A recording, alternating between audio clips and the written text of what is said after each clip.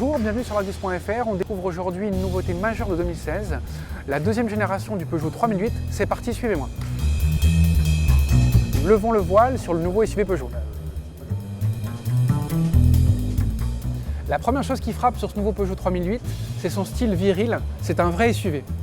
On a un capot plat, une calandre quasi verticale et puis un bouclier très dessiné, calandre en V, des lignes très marquées, ici, et des détails design très intéressants avec une continuité du phare et ici une baguette chromée qui va jusqu'au niveau du pare-brise.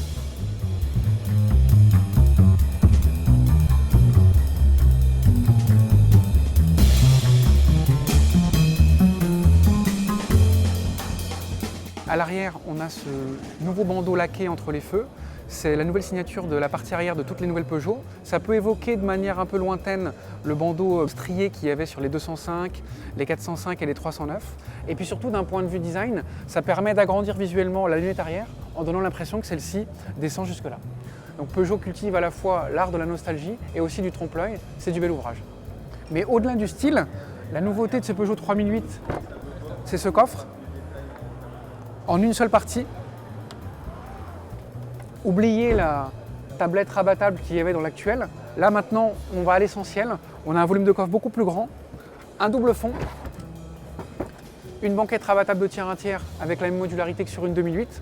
Peugeot a vraiment axé le côté familial. C'est plus pratique.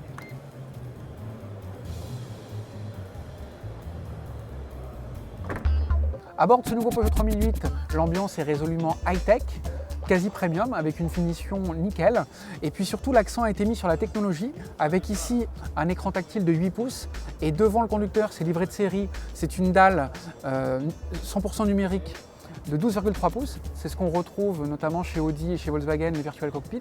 Donc le Peugeot 3008 a de bonnes références et il place la barre très haut. Et puis on note aussi une chose très importante, c'est que Peugeot a retenu la leçon. On a des touches d'accès direct à chacune des fonctions. Je pense particulièrement à la climatisation, à laquelle on accède en appuyant ici. Après, on peaufine les réglages via l'écran tactile, mais c'est très important pour la sécurité d'avoir un accès aux fonctions principales du véhicule. Donc c'est un très bon point et ce nouveau Peugeot 3008 a de sérieux atouts pour aller dans le peloton de tête du segment. On a plus de place à l'arrière du nouveau Peugeot 3008 parce que le véhicule est plus long de 8 cm, il y a plus d'espace au niveau de l'empattement, donc ça permet d'un usage davantage familial. Mais l'inconvénient, c'est que le toit en verre de la première génération est plus étroit, plus court, parce qu'en fait, il doit s'ouvrir. Et puis en même temps, on a aussi une surface vitrée qui est quand même plus étroite. Ça, c'est le revers de la médaille, la rançon du style. Donc on ne peut pas tout avoir. Plus SUV, plus viril, plus familial, plus grand et plus high-tech. Le nouveau Peugeot 3008 qui sera commercialisé au mois d'octobre laisse encore deux interrogations. Sera-t-il plus vendu que l'actuel, qui a déjà été un succès commercial, et aussi plus cher? On n'a pas encore les tarifs. Peugeot devrait les officialiser notamment au niveau du mondial. Nous, on a une estimation qui serait autour de 24 000 € en prix d'appel pour ce nouveau Peugeot 3008. On verra au mondial. À bientôt pour l'Argus.fr.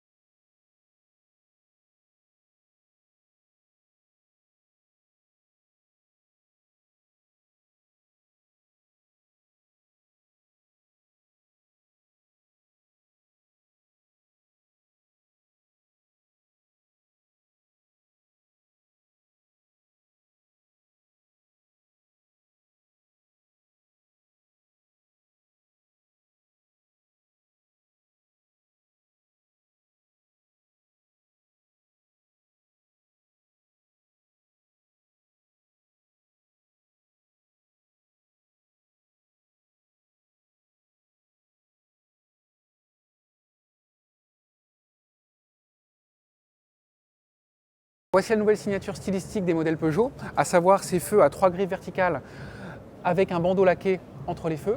Ça rappelle d'un point de vue un peu nostalgique la zone ouvragée qu'il y avait sur les 205, les 405 et les 309. Et puis surtout d'un point de vue design, ça permet d'agrandir visuellement la lunette arrière en donnant l'impression que celle-ci descend jusque là.